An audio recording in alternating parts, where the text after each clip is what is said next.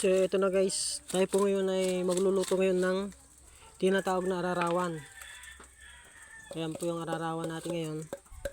Tayo po ay namulot dahil sa tayo po ay nakapag patraktor na tayo ng ating pong bukid. Kaya nakakuha po tayo ngayon ng ararawan. So ito lang yung nakuha natin. So hugasan natin yan ng mabuti kasi nga yung mga ararawan na to ay maglumalang yan sa mga kaputikan. Sa hugasan po natin siya guys. Ayan. So yan o. Ito yung natin nakuha. Di na po natin siya tatanggalan ng pakpak. Saka yung kanyang mga pa, ganyan na po siya guys. So iluluto na natin. Igigisa natin siya ngayon sa bawang. Ayan o. Igisa lang natin yun guys. Para masarap yung ating tinatawag na larawan. Ayan. Kung ang pagkaluto nito ay kailangan yung hindi siya gaanong sunog, hindi siya gaanong hilaw. Ito yung katamtaman lang guys. Yung meron po siyang crispy na makatas-katas po siya. Para masarap po yung ating tinatawag na larawan. Pati yung kanyang pagpak sa kanya-kanyang paan ng ararawan na makakain po natin. So yan lang po yung ating gagawin. So ginisa lang natin siya at yung lalagyan lang natin siya ng pangpalasa ng asin. Yan lang po yung ating gagamitin dito para sumarap po yung ating ginisang ararawan o yung sinatawag na sinangag. Ayan guys. So dito sa part nito malapit na po tayong matapos. Malapit na po itong maluto kasi pa-crunchy na po yung ararawan na yan. Ayan o. So shoutout nga pala sa ating pong mga viewers yan. Paki-subscribe na po yung ating channel para makatulong po sa ating malilit na content creator. Maraming salamat po sa pag-follow nyo sa ating ganito lang yung buhay natin dito sa probinsya.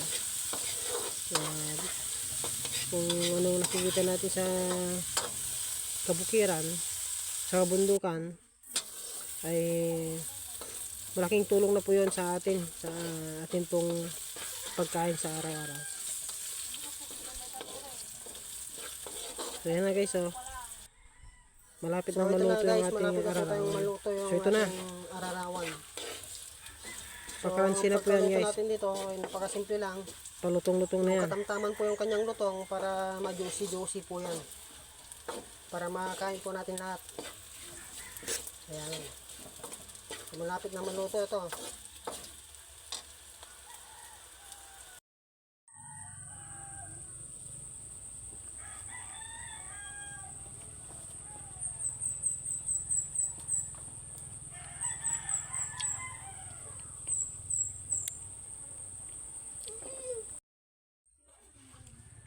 So kakain na tayo mga guys.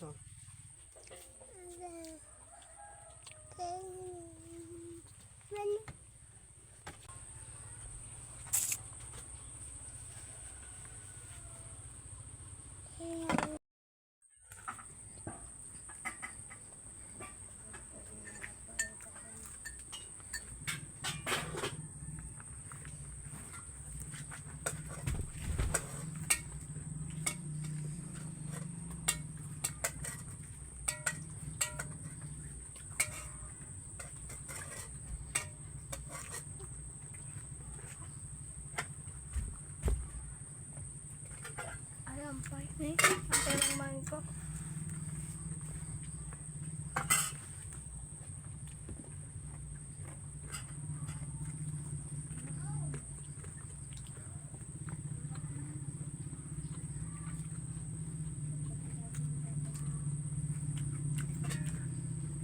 Ito guys, meron pang mga pakpak yan. May pakpak yan, may mga paa pa.